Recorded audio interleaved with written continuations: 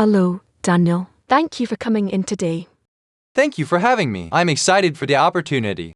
Great. Let's start with some background questions. Can you tell me a little about your experience in IT? Certainly, I have over 3 years of experience working in IT support, where I handled a range of tasks from troubleshooting hardware issues to managing software updates. Most recently, I worked on a project to optimize our network's performance, which improved our system speed significantly. That sounds impressive. What would you say is your biggest strength in the IT field? I'd say my strongest skill is problem solving. I'm very comfortable with diagnosing and addressing issues, even under pressure. I also enjoy learning new tools and keeping up to date with the latest technologies. That's good to hear. Now, let's get a bit more specific. Can you walk me through how you would handle a situation where a client can't connect to the company's VPN? Absolutely. First, I'd verify if the issue is specific to the client's machine or if there's a broader network problem by checking other devices. Then, I'd go through common troubleshooting steps, like ensuring the VPN software is up to date, checking the firewall settings, and verifying that the user's credentials are correct. If the issue persists, I would escalate it by checking our VPN server logs for any unusual activity. That's a thorough approach. Now, let's say you're given a large dataset that you need to analyze quickly. What tools would you use, and how would you approach it? If the dataset is relatively small, I'd likely start with Excel or Google Sheets, utilizing pivot tables and basic formulas. For larger datasets, I'd use SQL to query and organize the data more efficiently. I'm also familiar with Python libraries like Pandas for more complex analysis. My approach would depend on the data's format and the type of insights we're aiming to extract. Great. Let's move on to network security. What are some common network security protocols, and how have you implemented them in the past? Common protocols include SSL/TLS for encrypting data in transit, ISEC for secure communication over the internet, and SSH for secure access to remote systems. In my last role, I implemented ISEC on our VPN network to add an extra layer of security for remote access. I also configured SSL certificates to secure our web applications and train users on secure login practices, including two-factor authentication. Excellent. Security is essential. Speaking of which, how do you stay updated on the latest security threats and IT advancements? I regularly follow cybersecurity news through websites like ThreatPost and attend webinars on new technologies. I'm also part of a few online IT communities where people discuss the latest industry trends. It helps me stay aware of potential threats and learn best practices from other professionals. Great approach. Let's raise the difficulty a bit. How would you handle a situation where a user's account has been compromised? First, I would lock the user's account to prevent further access, then reset their password. After that, I'd run a security audit to determine how the breach occurred, such as phishing or weak credentials. I'd also review logs to see if any sensitive data was accessed. Finally, I'd educate the user on secure practices to prevent future breaches, like using strong passwords and enabling two-factor authentication. Well explained. Let's talk about scalability. How would you design a system to support growth as a company expands?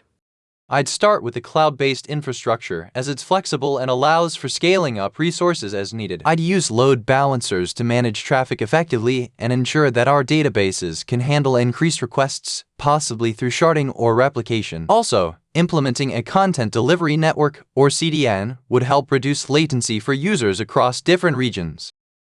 I see you're familiar with cloud solutions. What's your experience with AWS or any other cloud platforms? I'm most experienced with AWS, where I've used services like EC2 for virtual servers, RDS for database management, and S3 for storage. I've also set up security protocols using AWS IAM to control access to resources. In one project, I set up an auto-scaling group to handle fluctuating traffic, which helped improve performance and reduce costs. Great experience. Let's discuss troubleshooting on a larger scale. Suppose there's a network outage affecting multiple departments. What steps would you take to resolve it? First, I'd assess the scope of the outage to identify if it's local or affecting multiple locations. I'd check the main network components, like routers and switches, for any configuration issues or physical damage. If it's a WAN issue, I'd coordinate with our internet provider. Throughout the process, I'd keep all affected departments updated on our progress and estimated resolution time. Very thorough. Now, what's your approach to data backup and recovery? My approach is to follow the 3-2-1 rule. 3 copies of data on 2 different types of media with 1 copy offsite. I'd implement daily incremental backups and weekly full backups. In case of data loss, I use the backup to restore systems to their last stable state. I also regularly test recovery procedures to ensure they're reliable. That's a solid backup strategy. How do you prioritize tasks in a high-pressure IT environment? I categorize tasks based on their impact on business operations. I focus on resolving issues that affect multiple users or critical services first, followed by individual requests. I also communicate with my team to delegate tasks when necessary, so we can work more efficiently and minimize downtime. Good answer. Let's discuss automation. How have you used automation in IT processes?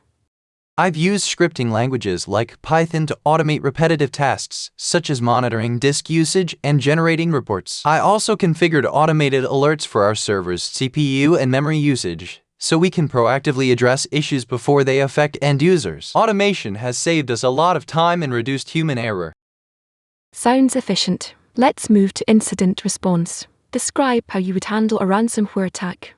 First, I would isolate the infected systems from the network to prevent further spread. Then, I'd identify and remove the ransomware, if possible, using antivirus and security tools. I'd check if we have clean backups to restore any lost data. After recovery, I'd conduct a thorough investigation to find the entry point and patch any vulnerabilities. I'd also educate the team on how to spot phishing attacks to prevent future incidents. Well handled. Finally, what do you hope to bring to this position if selected? I aim to bring my experience in IT support, a proactive approach to security, and a dedication to continuous improvement. I believe my skills in troubleshooting, network management, and data protection align well with your needs, and I'm eager to contribute to the team's success. Thank you, Daniel. That concludes our interview. We'll be in touch soon. Thank you, Laura. I look forward to hearing from you. Hi again, Daniel. Congratulations on making it to the second round. Today, we'll focus more on technical knowledge and problem solving. Ready to begin? Absolutely, thank you. I'm ready. Great. Let's start with a scenario. Imagine there's a user experiencing intermittent connectivity issues with their Wi-Fi. They're working from home, and their other devices seem to connect just fine. How would you go about diagnosing and resolving the issue?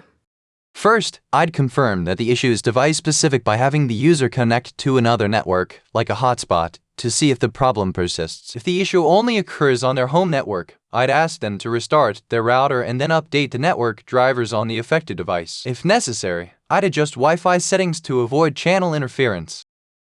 Good troubleshooting process. Now, let's move on to system performance. Suppose a server has started to lag significantly, affecting application response times. What steps would you take to identify and fix the issue? I'd start by analyzing server resource usage, checking CPU, RAM, and disk IO, as well as network traffic. If CPU usage is unusually high, I'd investigate running processes and stop any non-essential ones. If the issue involves disk IO, I'd check for disk fragmentation or run diagnostics to detect hardware issues. Finally, I'd examine application logs to see if any specific app is causing the slowdown. Great answer. Let's discuss databases. Imagine you're managing a database experiencing heavy traffic. Users report slow queries. How would you optimize the database for performance?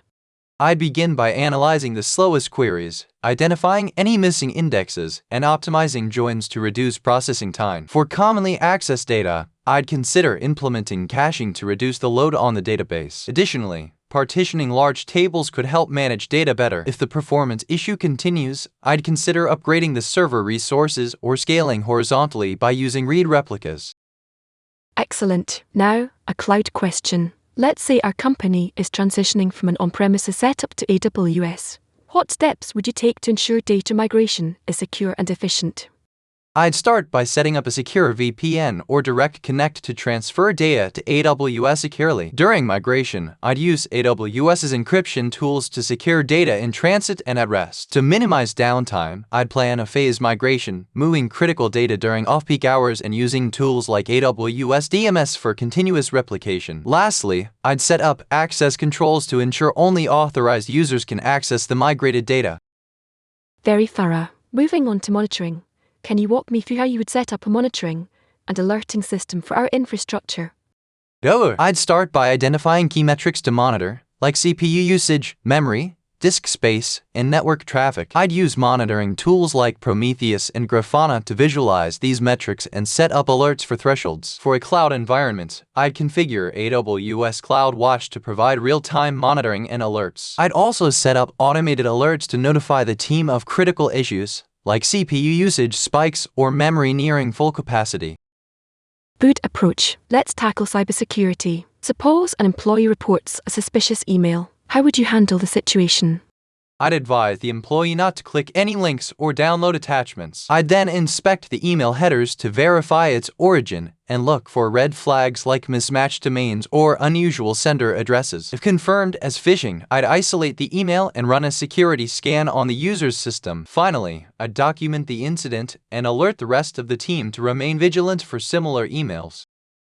Well done. Here's a slightly different question.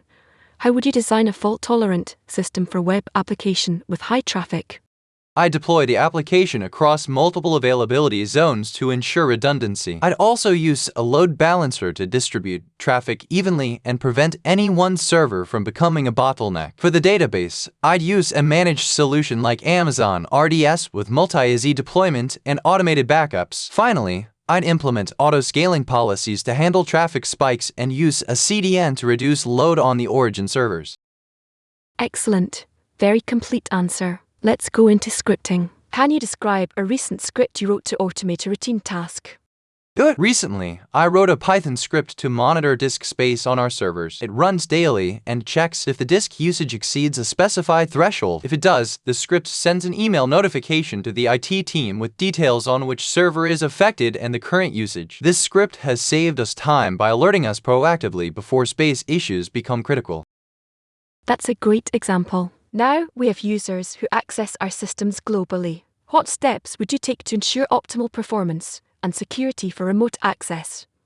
I'd implement a secure VPN with split tunneling to reduce bandwidth usage. Multi-factor authentication would be mandatory for remote logins. I'd also establish IP whitelisting and configure access controls so users only access necessary resources. For performance, I'd use a global load balancer and consider deploying edge servers through a CDN, so data is closer to users globally.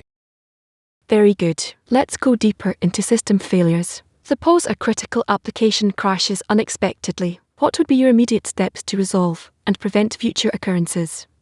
My first step would be to check the application logs for any error messages that could indicate the cause. I'd also check the system resource usage to see if the crash was due to CPU or memory overload. Once I identify the issue, I'd apply fixes, like updating the application, tuning resource allocation, or patching vulnerabilities. To prevent future crashes, I'd set up monitoring alerts and, if needed, apply a load balancing to handle resource distribution more effectively. Good plan. Now let's talk documentation. How do you keep technical documentation up to date, and why is it important? I believe documentation should be part of our daily workflow, not something done as an afterthought. Whenever we implement a new process or update an existing one, I make sure it's documented immediately. I use tools like Confluence for organized documentation and Git for version control. Up-to-date documentation is essential because it helps new team members understand our processes and ensures we can quickly reference steps during incidents. Excellent perspective. Now, one last question. Where do you see yourself in 5 years? And how does this role align with your career goals? In 5 years, I see myself taking on a lead role in IT infrastructure, overseeing projects and mentoring new team members. This position aligns perfectly because it allows me to deepen my technical skills and gain exposure to managing complex systems. I'm eager to bring my expertise to your team and contribute to building a secure, efficient IT environment. Great answer, Daniel. Thank you for your time and for sharing your knowledge with us. We'll be in touch soon regarding the next steps. Thank you, Laura. I appreciate the opportunity and look forward to hearing from you. Welcome back, Daniel. We're now focusing on understanding how you align with our company's values and work culture. This will help us see if you're a good fit for our team beyond just technical skills. Ready to dive in? Absolutely, Laura. I'm excited to discuss that aspect. Great. Let's start with a question about teamwork. In your opinion, what makes a team successful? especially in an IT setting? For me, the most important factor is open communication. IT projects can be complex and require input from multiple people, so keeping everyone informed is essential. Trust is also key. Knowing that each team member is reliable and committed helps us work more effectively. Finally, adaptability is crucial. In IT, things change rapidly, so a successful team needs to be able to adjust and collaborate to find the best solutions. I agree. Communication and adaptability are definitely important here. Let's talk about customer service. How do you approach IT support with a customer-first mindset? I believe in empathy and clear communication. I make an effort to understand the client's perspective, especially when they're frustrated. I explain technical solutions in simple terms and keep the customer updated on the progress. My goal is to make them feel valued and reassured, which builds trust and reflects well on the company. That's a great approach. We value customer satisfaction highly. Now, at our company, we place a lot of importance on continuous learning. How do you keep yourself motivated to keep learning new skills? I really enjoy learning, especially in IT where there's always something new to explore. I make time to read about trends, take online courses, and connect with other professionals. I find that staying curious and setting personal goals, like certifications, helps me stay motivated. Continuous learning not only improves my skills but also helps me bring innovative ideas to the team. Continuous improvement is something we strive for as well. Let's talk about initiative. Describe a time when you took the initiative to solve a problem or improve a process. In my previous role, I noticed that we spent a lot of time responding to repetitive IT requests, like password resets. So, I proposed and set up an automated self-service system for common tasks. It saved the team hours each week and allowed us to focus on more complex issues. Taking that initiative not only improved efficiency, but also reduced response times, which was a win for both the team and the users. Excellent example of using initiative to drive efficiency. Here, we really value respect and inclusivity. How do you ensure that everyone's voice is heard in team discussions, especially if someone is quieter? I think creating a respectful and open environment is essential. If I notice someone isn't speaking up, I'll try to invite them into the conversation by asking for their opinion on a particular point. Sometimes a one-on-one follow-up is helpful, too. I've found that when everyone feels their input is valued, it leads to better ideas and stronger team cohesion. That's a great way to promote inclusivity. On a related note, our culture values resilience and learning from failure. Can you share a time when you faced a challenge or setback and what you learned from it? Definitely. Early in my career, I worked on a network upgrade, but I underestimated the time required and the project went over schedule. Although it was a setback, I used it as a learning experience. I reviewed where I went wrong, and since then, I've gotten better at project planning and setting realistic timelines. I've learned to see setbacks as opportunities to improve, and I appreciate that it's a part of growing. That's a very mature way to look at it. Finally, let's talk about work-life balance. How do you manage your time effectively to maintain a good balance? I try to stay organized and prioritize my tasks based on urgency and importance. Setting boundaries, like limiting my work to a set number of hours whenever possible, helps me stay focused and avoid burnout. I also believe in taking breaks to recharge, which makes me more productive and keeps my work quality high. That's excellent. We encourage work-life balance here, so I'm glad you have a healthy approach. Last question, Daniel. Why do you want to work specifically at our company? I've been impressed by your company's commitment to innovation and customer service. Your approach to technology aligns with my interests in creating efficient and secure systems. I also appreciate your values, especially around continuous learning and teamwork, which I feel will allow me to grow both professionally and personally. I'm excited about the chance to contribute to a team that shares my goals and values. That's wonderful to hear, Daniel. Thank you for your time today and for sharing so much about yourself. We'll be in touch with the next step soon. Thank you, Laura. I appreciate the opportunity and look forward to possibly joining your team. Hello again, Daniel. I'm pleased to say that after reviewing all of your interviews, we'd like to extend an offer for the IT position. Congratulations. Thank you so much, Laura. I'm thrilled about the opportunity. We're excited to have you on board. Let's go over the details of the offer. Your starting salary would be $5,000 per year, and you'll also receive a benefits package, which includes health insurance, a 401k match, and paid time off. Does that sound good to start with?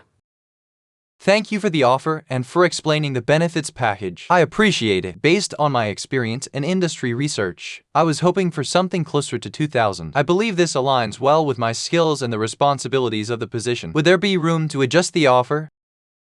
I understand, Daniel. We value your experience, and I can certainly discuss this with our HR department. May I ask if there are any other areas you'd like us to consider in the offer? Thank you for being open to the discussion. Aside from the salary, I would appreciate some flexibility with remote work options, especially considering commute times. That would definitely help with work-life balance. Absolutely, Daniel. Remote work flexibility is something we can explore. We typically offer a hybrid model, and I believe we could accommodate a few remote days per week. I'll also bring this up with HR alongside the salary adjustment request. That's great to hear. I think the hybrid option would work perfectly. I appreciate you taking my request into consideration, Laura. Of course, we want to ensure this position supports both your career goals and work preferences. I'll follow up with HR and get back to you with our final offer by the end of the week. Thank you again for discussing this openly.